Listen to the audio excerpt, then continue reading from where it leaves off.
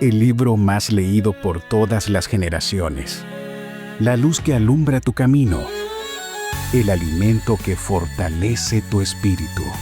Narrado por Wendy Necio Sub, la Biblia en 365 días. 24 de mayo, día 144 de este viaje emocionante de fe por 365 días en la palabra de Dios. Nuestro tema del día de hoy es cuidado. Hacer algo para Dios sin Dios puede costarte caro. Hoy vamos a ver uno de los capítulos más intensos de la historia bíblica. El día en que alguien murió tratando de ayudar porque se olvidó del cómo. El arca del pacto estaba siendo trasladada, pero no a la manera de Dios. El resultado, muerte, dolor y una gran lección.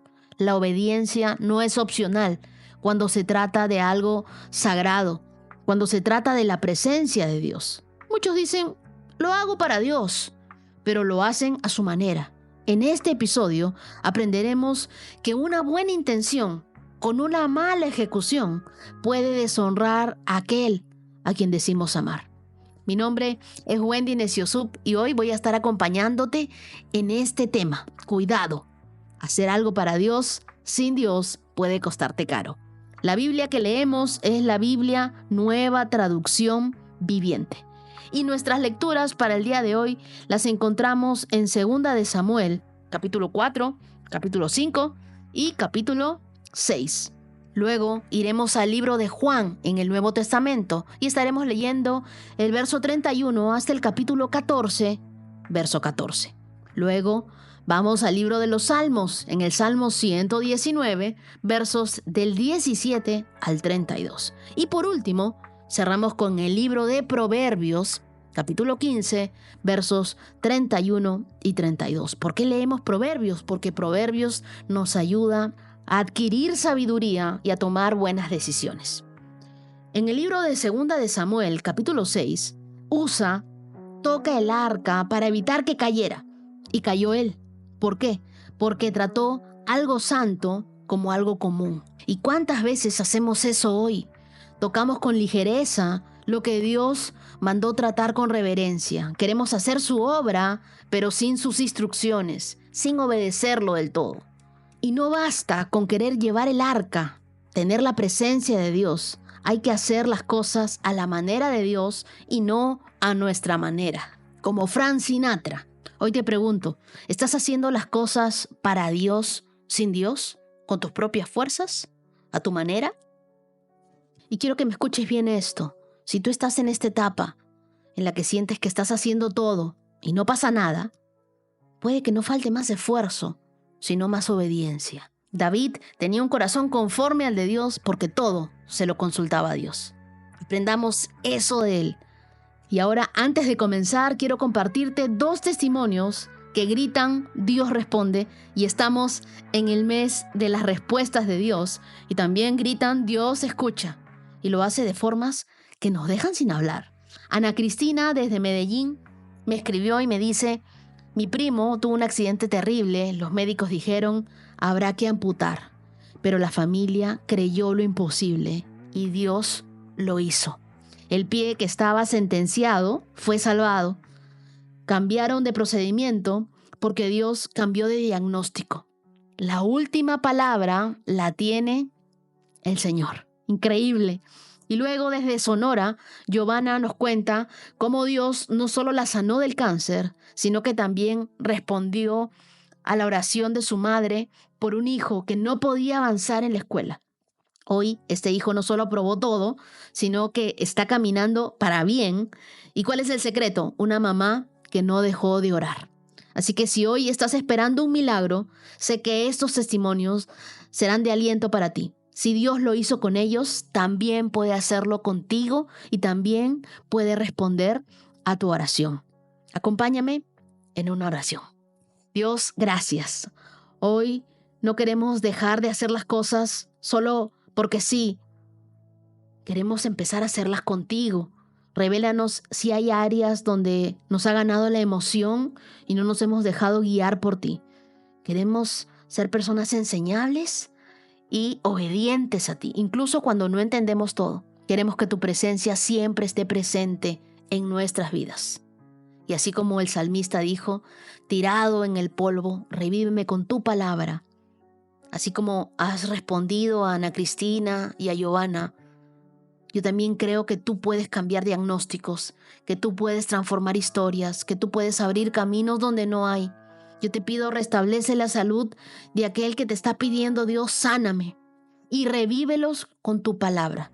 Hoy oramos en el nombre de Jesús y te pedimos cada una de las sanidades de esta comunidad, que tan cierto como escucha mi voz, tú responderás a ellos. Lo creo, Dios, en el nombre de Jesús. Amén. Ahora sí, abróchate los cinturones porque comenzamos. Segunda de Samuel, capítulo 4. Cuando Isboset, el hijo de Saúl, se enteró de la muerte de Abner en Hebrón, se acobardó y todo Israel quedó paralizado de miedo. Ahora bien, había dos hermanos, Baana y Recab, que eran capitanes de los destacamentos de asalto de Isboset. Eran hijos de Rimón, un miembro de la tribu de Benjamín que vivía en Berot.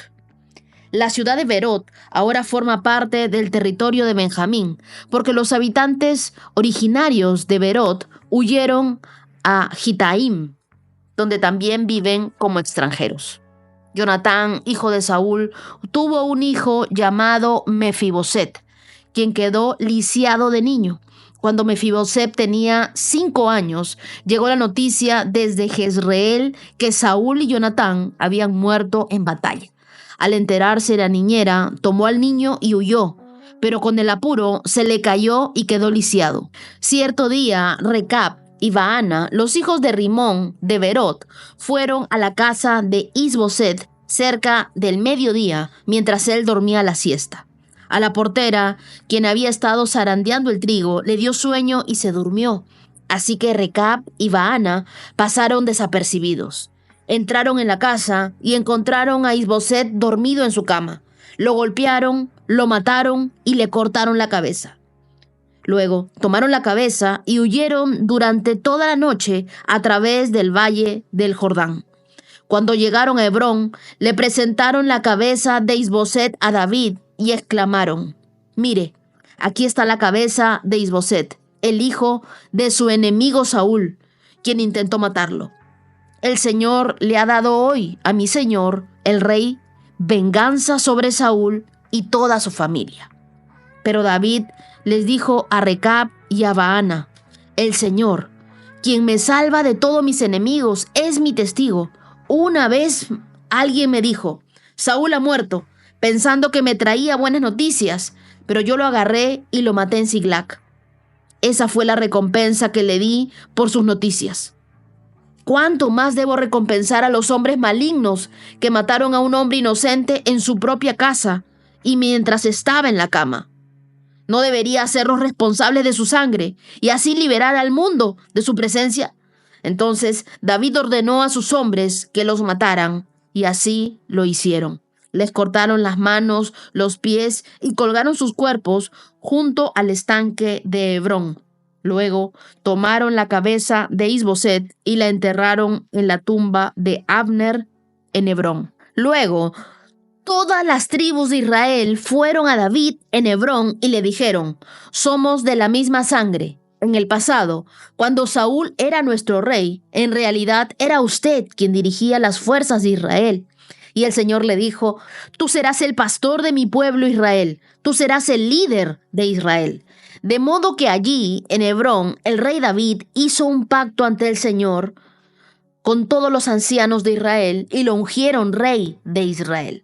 David tenía 30 años cuando comenzó a reinar y reinó 40 años. Había reinado sobre Judá desde Hebrón 7 años y 6 meses. Durante Jerusalén reinó sobre todo Israel y Judá por 33 años. Luego David guió a sus hombres a Jerusalén para pelear contra los jebuseos, los habitantes originarios de esa tierra que vivían allí. Los jebuseos se mofaban de David: «Jamás entrarás aquí. Hasta los ciegos y los cojos pueden impedir que ingreses». pues los jebuseos pensaban que estaban a salvo. Pero David tomó la fortaleza de Sión, la que ahora se llama Ciudad de David. El día del ataque, David les dijo a sus tropas: odio a esos jebuseos, cojos y ciegos. Todo el que ataque la ciudad, que haga su entrada por el túnel de agua. Este es el origen del dicho: ni el ciego ni el cojo pueden entrar en la casa. Así que David hizo de la fortaleza su casa y la llamó Ciudad de David. Extendió la ciudad comenzando por los terraplenes y continuó hacia adentro. David se hacía cada vez más poderoso porque el Señor, Dios de los ejércitos celestiales, estaba con él. Marca ese verso 10. Luego, Hiram, rey de Tiro, envió mensajeros a David junto con madera de cedro, así como carpinteros y canteros, quienes construyeron un palacio para David. Entonces David se dio cuenta de que el Señor lo había confirmado como rey de Israel y que había bendecido su reino por amor a su pueblo Israel. Después de mudarse a Hebrón, a Jerusalén, David tomó más concubinas y esposas y ellas tuvieron más hijos e hijas.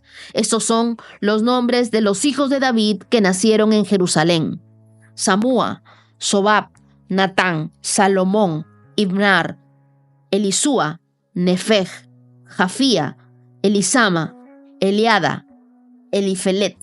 Cuando los filisteos se enteraron de que David había sido ungido rey de Israel, movilizaron todas las fuerzas para capturarlo. Pero le avisaron a David que venían, así que entró en la fortaleza. Los filisteos llegaron y se desplegaron por todo el valle de Rafaim. Entonces David le preguntó al Señor: ¿debo salir a pelear contra los filisteos? ¿Los entregarás en mis manos? Y el Señor le contestó a David: sí, adelante, te aseguro que te los entregaré. Entonces David fue a Baal Perasim y allí derrotó a los filisteos. El Señor lo hizo, exclamó David. Él irrumpió en medio de los enemigos como una violenta inundación, así que llamó a ese lugar Baal Perasim, que significa el Señor que irrumpe. Los filisteos abandonaron allí sus ídolos y David y sus hombres los confiscaron. Pero poco tiempo después, los filisteos volvieron de nuevo, se desplegaron en el valle de Rafaim. De nuevo David le preguntó al Señor qué debía hacer. No los ataques de frente, le contestó el Señor. En cambio, rodéalos y cerca de los álamos, atácalos por la retaguardia. Cuando oigas un sonido como de pies que marchan en las copas de los álamos, mantente alerta. Esa será la señal de que el Señor va delante de ti para herir de muerte al ejército filisteo. Entonces David hizo lo que el Señor le ordenó e hirió de muerte a los filisteos desde Gabaón hasta Geser. Segunda de Samuel, capítulo 6. Entonces David volvió a reunir las tropas más selectas de Israel, un total de 30,000, y las llevó a Baala de Judá, para entrar de regreso al arca de Dios, que llevaba el nombre del Señor de los ejércitos celestiales, quien está entronizado entre querubines. Así que pusieron el arca de Dios en una carreta nueva y la retiraron de la casa de Abinadab, que estaba en una colina. Usa y Ahío, hijos de Abinadab, guiaban la carreta que cargaba el arca de Dios. Ahío caminaba delante del arca. David y todo el pueblo de Israel celebraban ante el Señor, entonando canciones y tocando todo tipo de instrumentos musicales: liras, arpas, panderetas, castañuelas y címbalos. Cuando llegaron al campo del trillar de Nacón, los bueyes tropezaron y Usa extendió la mano para sujetar el arca de Dios. Entonces se encendió el enojo del Señor contra Usa y Dios lo hirió de muerte debido a lo que hizo. Así fue como Usa murió allí junto con el arca de Dios. Entonces David se enojó porque la ira del Señor se había desatado contra Usa. Llamó a ese lugar Fares Usa, que significa desatarse contra Usa, nombre que conserva hasta el día de hoy. Ahora, David tenía miedo del Señor y preguntó: ¿cómo podré regresar el arca del Señor para que esté bajo mi cuidado? Por lo tanto, David decidió no trasladar el arca del Señor a la ciudad de David, sino que la llevó a la casa de Obed-Edom en Gat. El arca del Señor permaneció en la casa de Obed-edom por 3 meses, y el Señor bendijo a Obed-edom y a los de su casa. Entonces le dijeron al rey David: el Señor ha bendecido a los de la casa de Obed-edom y a todo lo que tiene a causa del arca de Dios. Luego David fue y llevó el arca de Dios de la casa de Obed-edom a la ciudad de David con gran celebración. Cuando los hombres que llevaban el arca del Señor dieron apenas 6 pasos, David sacrificó un toro y un ternero engordado. Y David danzó ante el Señor con todas sus fuerzas, vestido con una vestidura sacerdotal. David y todo el pueblo trasladaron el arca del Señor entre gritos de alegría y toques del cuerno del carnero. Entonces, cuando el arca del Señor entraba a la ciudad de David, Mical, hija de Saúl, se asomó por la ventana. Cuando vio que el rey David saltaba y danzaba ante el Señor, se llenó de desprecio hacia él. Así que trasladaron el arca y la colocaron en un lugar dentro de la carpa especial que David le había preparado. David sacrificó al Señor ofrendas quemadas, ofrendas de paz. Y cuando terminó de ofrecer los sacrificios, David bendijo al pueblo en el nombre del Señor de los ejércitos celestiales. Después repartió a todos los israelitas que estaban allí reunidos, tanto hombres como mujeres, una hogaza de pan, un pan de dátiles, un pastel de pasas y uvas. Luego todos regresaron a su casa. Cuando David regresó a su hogar para bendecir a su propia familia, Mical, la hija de Saúl, salió a su encuentro y le dijo indignada: «Qué distinguido se veía hoy el rey de Israel, exhibiéndose descaradamente delante de las sirvientas, tal como lo haría cualquier persona vulgar». David le replicó a Mical: «Estaba danzando delante del Señor, quien me eligió por encima de tu padre y de su familia. Él me designó como líder de Israel, el pueblo del Señor. De este modo celebro delante de Él. Así es, estoy dispuesto a quedar en ridículo e incluso a ser humillado ante mis propios ojos. Pero esas sirvientas que mencionaste de seguro seguirán pensando que soy distinguido». Y Mical, la hija de Saúl, nunca tuvo hijos en toda su vida. Hoy hemos leído los capítulos 4, 5 y 6 de Segunda de Samuel. En estos pasajes transitamos entre el asesinato de Isboset, la unción de David como rey de todo Israel y el intento fallido y luego glorioso de llevar el arca del pacto a Jerusalén. Aquí Dios nos enseña que la forma importa tanto como la intención. Segunda de Samuel, capítulo 4, Isboset, hijo de Saúl, es asesinado por sus propios hombres, Recab y Baana, quienes esperaban una recompensa de David. Pero David los ejecuta diciendo en el verso 10, «Una vez alguien me dijo: Saúl ha muerto, pensando que me traía buenas noticias. Pero yo lo agarré y lo maté en Siglac. Esa fue la recompensa que le di por sus noticias». Por mucho tiempo nosotros hemos escuchado que el fin justifica los medios, pero aquí David reafirma un principio clave en el reino. Los fines no justifican los medios en el reino de Dios. Aunque Isboset no era un rey legítimo, su muerte no debía venir por manos humanas que actuaban por ambición. Dios no honra los logros que nacen de la desobediencia, aunque parezcan avanzar su causa. ¿Estás tomando atajos emocionales, atajos financieros, para lograr algo que crees que es la voluntad de Dios? Si tú actúas por impulso, puedes retrasar lo que solo se alcanza por obediencia. Es en Segunda de Samuel, capítulo 5, donde David finalmente es ungido como rey de todo Israel. La Biblia nos dice que él tenía unos 30 años cuando comenzó a reinar sobre Judá y ahora sobre todo el país. Pero su trono no fue por fruto de su manipulación o porque él estuvo forzando las cosas, sino por espera, por fidelidad y por honra. La conquista de Jerusalén, conocida como la ciudad de David, marca un punto profético. Jerusalén sería el centro espiritual, político y profético del pueblo de Dios. Te hice marcar el verso 10 de 2 de Samuel 5 que dice: David se hacía cada vez más poderoso. ¿Por qué? porque el Señor, Dios de los ejércitos celestiales, estaba con él. La fama, el respaldo y toda la autoridad de Dios no vinieron de sus habilidades, de sus estrategias, ni mucho menos de sus conexiones. Vinieron de una sola fuente, porque Dios estaba con él. Y aquí hay una gran diferencia que marca destinos. Estar con Dios es nuestra elección. Nosotros adoramos, oramos y buscamos de Dios. Pero que Dios esté contigo es su respaldo, su sello, su favor sobre todo lo que haces. Es el éxito de Dios que te persigue. Muchos pueden decir, yo estoy con Dios, pero no todos tienen la evidencia de que Dios está con ellos. No es lo mismo hacer las cosas para Dios que hacerlas con Dios. Y con esto quiero decirles que podemos estar haciendo cosas espirituales, pero si Dios no respalda lo que tú haces, lo haces en tus fuerzas. En cambio, cuando Dios está contigo, lo que haces en secreto tiene frutos públicos. Lo que siembras en fe crece aunque el clima parezca adverso.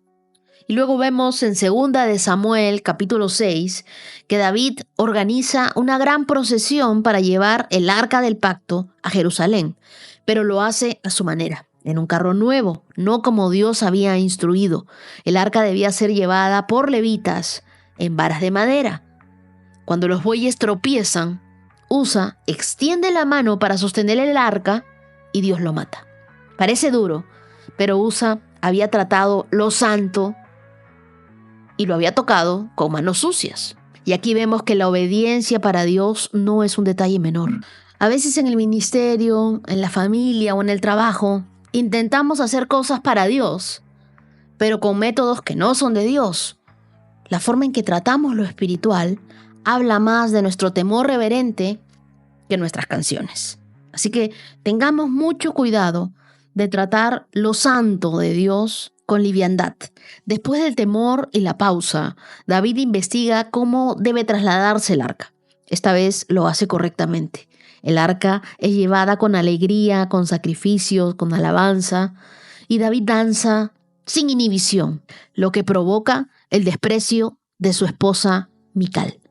Ella lo acusa de rebajarse y David le responde en el verso 21, «Estaba danzando delante del Señor, quien me eligió por encima de tu padre y de su familia. Él me designó como el líder de Israel, el pueblo del Señor, y de este modo celebro delante de él». Aquí David nos enseña que la adoración verdadera ignora el juicio humano y se centra en agradar a Dios. Cuando tú dejas de preocuparte por el aplauso de la gente, por el quedar bien con las personas, comienzas a vivir en la libertad que Dios tiene para ti. Muchos dejaron de hacer pública su fe, dejaron de adorar, de danzar, de compartir una canción, de compartir su tiempo con Dios por miedo a cómo lo veían los demás. Hoy vuelve a rendir tu corazón delante de Dios y que lo que piensen los demás no te importe. No silencies tu adoración para agradar a quienes no entienden tu devoción a Dios. El verso 11 de 2 de Samuel 6 nos dice que el arca del Señor permaneció allí en la casa de Obed-edom por 3 meses, y el Señor bendijo a Obed-edom y a toda su casa. Eso nos quiere decir que donde está la presencia de Dios, porque el arca de Dios representaba la presencia de Dios, hay bendición. No fue por suerte, no fue coincidencia, fue el resultado directo de Obed-edom abrir su casa a la presencia de Dios. Obed-edom no hizo una oración espectacular, él simplemente albergó el arca, símbolo de la presencia misma de Dios. Y todo lo que tenía comenzó a prosperar. Hoy tú no tienes un arca física, pero tienes algo mayor.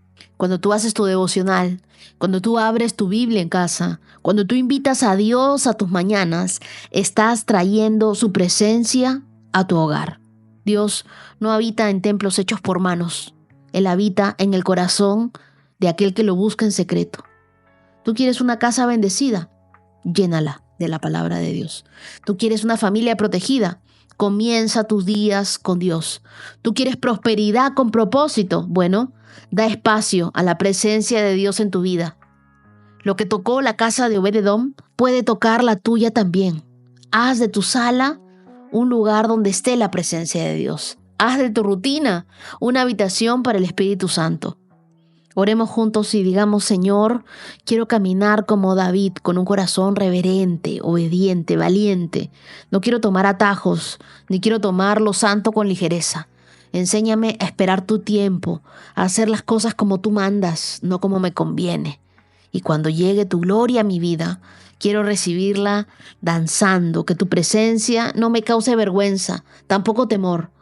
No me dejes hacer de la emoción un reemplazo de la obediencia. Hazme sensible a tu santidad y libre para adorarte como tú mereces. Ayúdame a darte el espacio que tú te mereces en mi vida. Oro en el nombre de Jesús. Amén. Juan, capítulo 13, verso 31. En cuanto Judas salió del lugar, Jesús dijo: ha llegado el momento para que el Hijo del Hombre entre en su gloria, y por causa de él, Dios será glorificado. Y dado que Dios recibe gloria a causa del Hijo, le dará su propia gloria al Hijo y lo hará de inmediato. Mis queridos hijos, voy a estar con ustedes solo un poco más de tiempo. Y como les dije a los líderes judíos, ustedes me buscarán, pero no pueden ir donde yo voy. Así que ahora les doy un nuevo mandamiento: ámense unos a otros, tal como yo los he amado. Ustedes deben amarse unos a otros. El amor que tengan unos por otros será la prueba ante el mundo de que son mis discípulos. Simón Pedro le preguntó: Señor, ¿a dónde vas? Y Jesús contestó: ahora no puedes venir conmigo, pero me seguirás después. ¿Pero por qué no puedo ir ahora, Señor?, le preguntó. Estoy dispuesto a morir por ti. ¿Morir por mí?, le contestó Jesús. Pedro, te digo la verdad, mañana por la mañana, antes de que cante el gallo, negarás 3 veces que me conoces. Juan capítulo 14. No dejen que el corazón se les llene de angustia. Confíen en Dios y confíen también en mí. En el hogar de mi Padre hay un lugar más que suficiente. Si no fuera así, ¿acaso les habría dicho que voy a prepararles un lugar? Cuando todo esté listo, volveré para llevarlos, para que siempre estén conmigo donde yo estoy. Y ustedes conocen el camino que lleva a donde voy. No, Señor, no lo conocemos, dijo Tomás. No tenemos ni idea a dónde vas. ¿Cómo vamos a conocer el camino? Jesús le contestó: yo soy el camino, la verdad y la vida. Nadie puede ir al Padre si no es por medio de mí. Si ustedes realmente me conocieran, también sabrían quién es mi Padre. De ahora en adelante ya lo conocen y lo han visto. Felipe dijo: Señor, muéstranos al Padre y quedaremos conformes.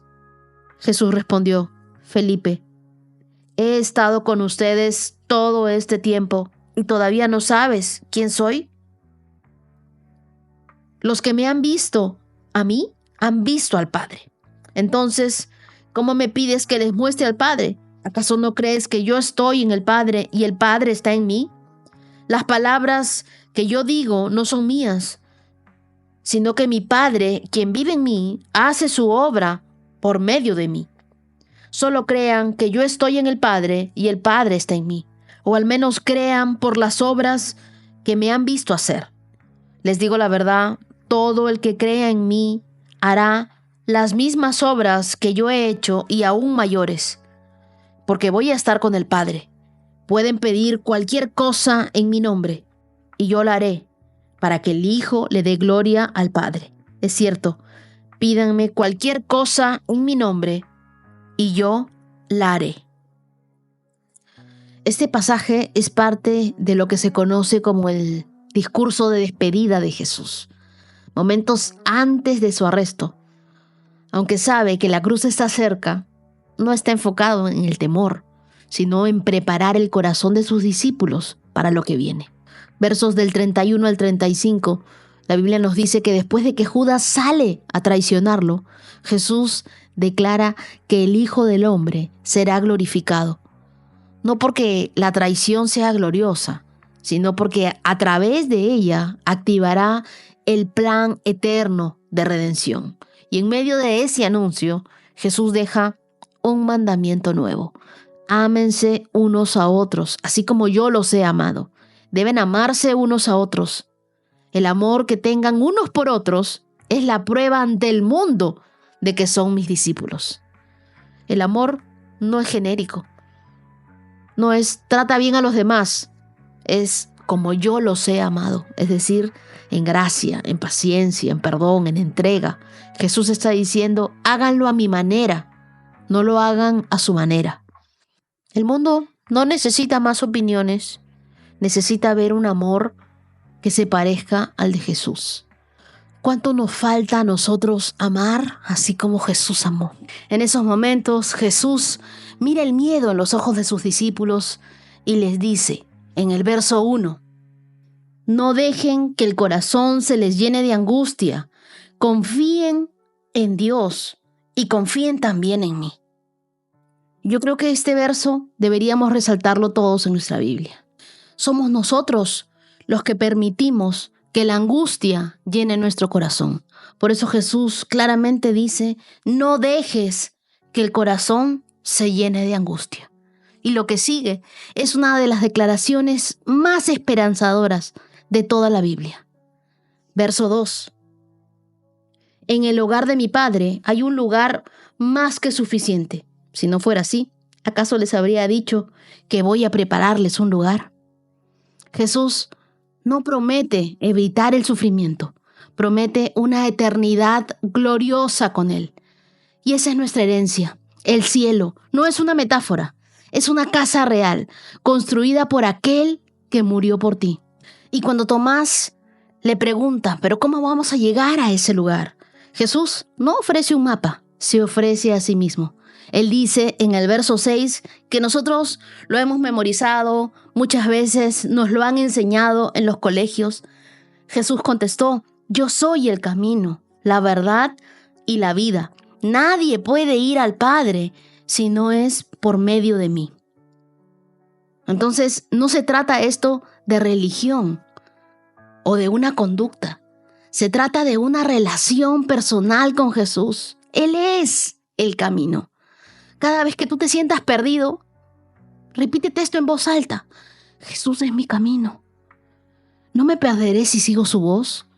No estoy mal si leo la Biblia. Jesús no es religión, Jesús es vida. Jesús es mi verdad, es tu verdad. Y luego Felipe le dice, muéstranos al Padre. Y con eso nos basta. Jesús le responde, el que me ha visto a mí, ha visto al Padre, en el verso 9. Y lo que Jesús revela aquí es que no hay distancia entre Él y el Padre. Su vida entera es la manifestación de Dios en la tierra. Lo que Jesús hace es lo que el Padre quiere. Esta es una revelación de identidad y también de autoridad. Y luego dice, verso 12, les digo la verdad, todo el que crea en mí hará las mismas obras que yo he hecho y aún mayores, porque voy a estar con el Padre. ¿Tú te imaginas que Jesús te está diciendo, no solo vas a hacer las cosas que yo he hecho, harás obras mayores? No en gloria, acá. Jesús estuvo limitado a un lugar, a un tiempo, a un cuerpo, pero nosotros, como iglesia, llenos del Espíritu Santo, podemos multiplicar su obra en toda la tierra.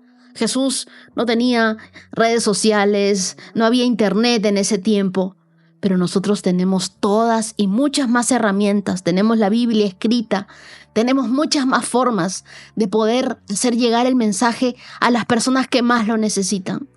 Tenemos al Espíritu Santo que nos ayuda, así que sí, podemos hacer obras mayores. Y por último, Jesús promete algo increíble en el verso 13. Pídanme cualquier cosa en mi nombre y yo lo haré. Pidan en mi nombre y lo haré. Esa no es una fórmula mágica. Pedir en su nombre es pedir conforme a su carácter, pedir conforme a su voluntad, pedir conforme a su corazón. Por eso es que yo cierro todas mis oraciones con el nombre de Jesús. Él dijo, pidan en mi nombre y yo lo haré. Cada vez que tú vayas a orar, termina tu oración pidiendo en el nombre de Jesús. Ese es el nombre sobre todo nombre. Ahora te voy a pedir que hagas algo. Haz una lista de 3 cosas que le pedirías a Dios. Y luego ora con fe, sin timidez. Y pídele a Dios en su nombre, con autoridad, que lo haga. Tú te vas a quedar sorprendido cuando pides en el nombre de Jesús las cosas increíbles que Él hace. Acompáñame en una oración y digámosle a Dios, Señor, gracias por dejarme el amor como un legado. Enséñame a amar como tú, sin condiciones, sin orgullo, sin miedo. Gracias por recordarme que el cielo es real y que hay un lugar para mí. Cuando me sienta perdida, cuando me sienta perdido, recuérdame que tú eres mi camino. Y cuando dude de mi fe, muéstrame que aún puedo pedir y recibiré cuando pida en tu nombre. Haz de mi vida una carta viva de tu amor, de tu verdad, tu poder. Quiero ver cosas mayores en mi vida. Quiero ver cómo cuando pido con fe, tú siempre respondes. Oro en el nombre de Jesús, nombre sobre todo nombre. Amén. Salmo 119, verso 17. Sé bueno con este siervo tuyo, para que viva y obedezca tu palabra. Abre mis ojos para que vea las verdades maravillosas que hay en tus enseñanzas. No soy más que un extranjero en la tierra. No escondas de mí tus mandatos. Siempre me conmueve el deseo de conocer tus ordenanzas. Tú reprendes al arrogante. Los que se alejan de tus mandatos son malditos. No permitas que se burlen de mí y me insulten, pues he obedecido tus leyes.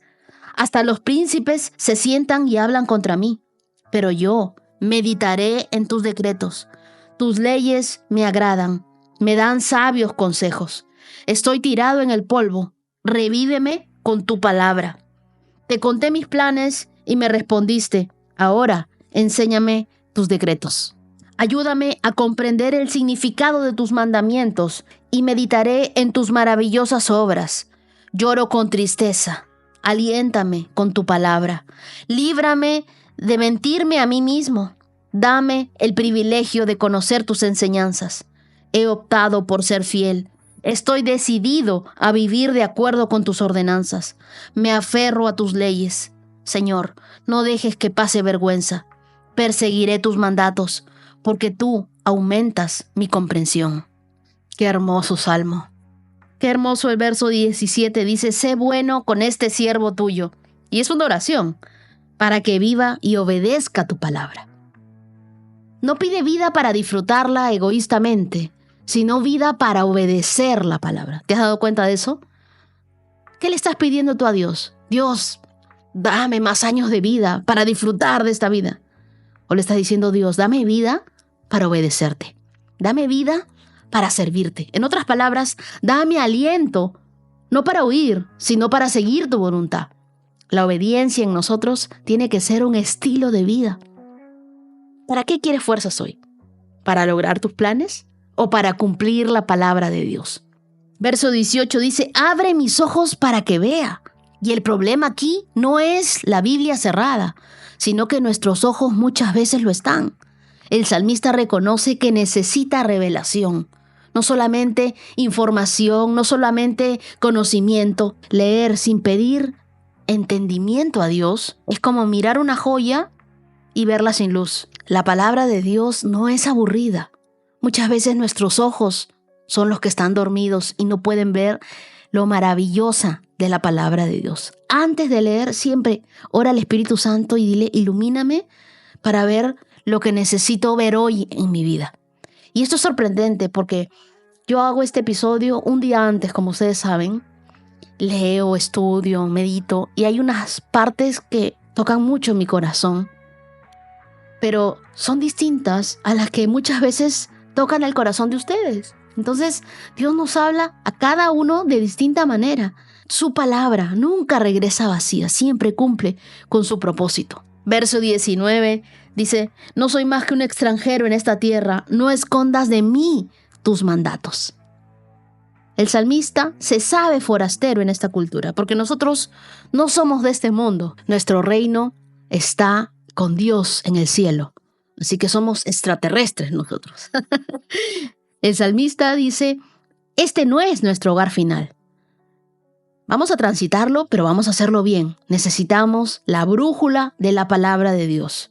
El mundo cambia como sus valores, pero la palabra de Dios permanece para siempre. La palabra de Dios sigue. Cuando el mundo te confunde, la Biblia te recuerda siempre quién eres. Así que si hoy te sientes raro, fuera de lugar, sientes que no encajas, recuerda que tú no perteneces a este mundo. Tú perteneces a aquel que venció este mundo. Y luego en el verso 25, que también lo resalté, le dice, estoy tirado en el polvo, revíveme con tu palabra. Aquí no hay posturas o apariencias, aquí hay un quebranto sincero. El salmista le dice, estoy en el suelo, pero no quiero levantarme sin tu palabra. Dios no siempre va a cambiar nuestra situación, pero sí revive nuestro espíritu cuando decidimos creerle otra vez. Nos anima a través de su palabra. Dios nunca deja a un hijo tirado en el polvo cuando ese hijo clama por entender la palabra de Dios. ¿Tú estás en una etapa baja? Bueno, no te levantes por motivación. Levántate por revelación de Dios. Cuando tú leas la palabra de Dios, te das cuenta, yo me sentía mal, pero estoy leyendo este verso y dice la Biblia que Él me puede revivir con su palabra. Verso 30 dice, he optado por ser fiel, estoy decidido a vivir de acuerdo a tus ordenanzas. Me aferro a tus leyes, Señor, no dejes que pase vergüenza. Qué increíble, ¿no?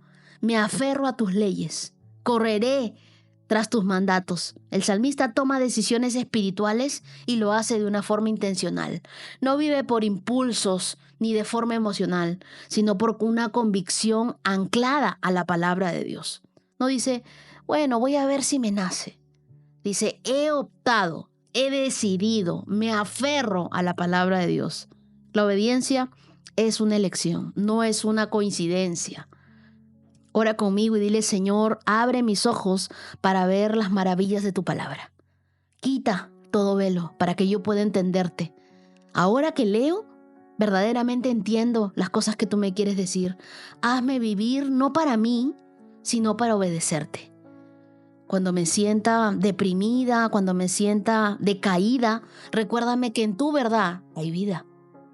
Hazme extranjera de este sistema del mundo, pero ciudadana de tu reino.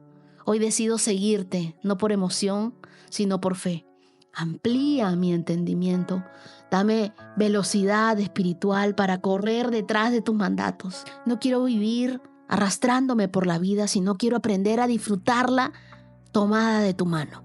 Gracias, Dios, por tu palabra y por todo lo que está haciendo en nuestras vidas. Oro en el nombre de Jesús. Amén. Proverbios 15, verso 31. Si escuchas la crítica constructiva, te sentirás en casa entre los sabios. Si rechazas la disciplina, solo te harás daño a ti mismo. Pero si escuchas la corrección, crecerás en entendimiento.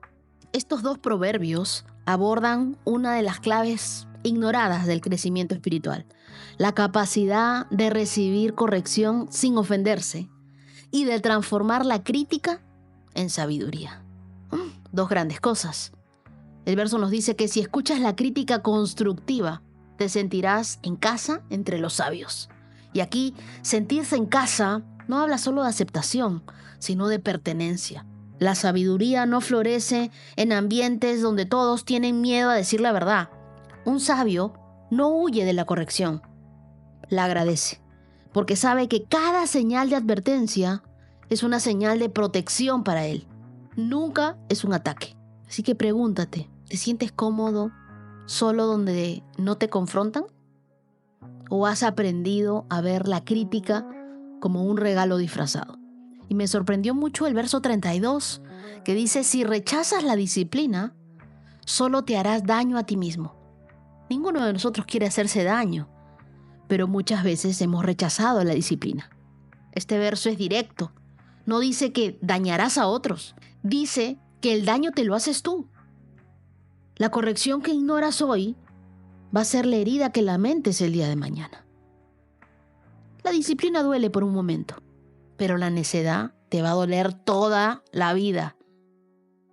Es mejor que Dios nos discipline, porque Dios nunca nos disciplina para humillarnos, sino para prepararnos para aquello que viene. Es como un entrenador que corrige la postura de un atleta porque ama su potencial y sabe de lo que es capaz. La siguiente parte del verso dice, pero si escuchas la corrección, crecerás en entendimiento. El verbo aquí es escuchar, no es solo oír. Escuchar implica atención, humildad, acción. No confundas corrección con condena. El enemigo te acusa para destruirte, pero Dios te corrige para alinearte. Y aquí podemos ver que hay una gran diferencia entre los sabios y los necios. No es cuántos errores cometen, sino qué hacen después de cometerlos. Repetir errores es señal de orgullo. Cambiar después de la corrección es señal de madurez. Día 144, check. Y antes de cerrar este episodio, quiero enviar un abrazo muy especial a quienes hoy celebran la vida, el amor y los milagros de Dios. Gracias por permitirme ser parte de su historia en este día tan especial. Feliz cumpleaños a Madeleine Donoso desde Quito, Ecuador.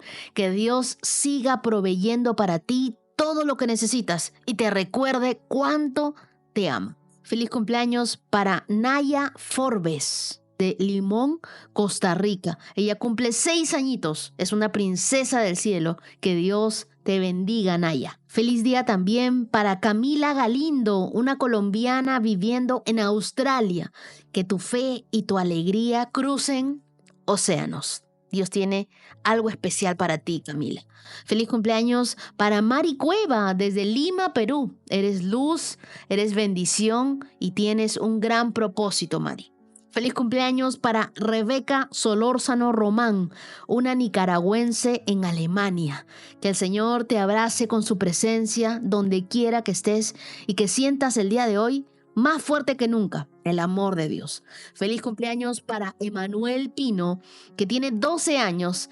Es hijo de mis queridos amigos Roxana y Carlos Pino. Campeón, Dios tiene grandes planes para tu vida.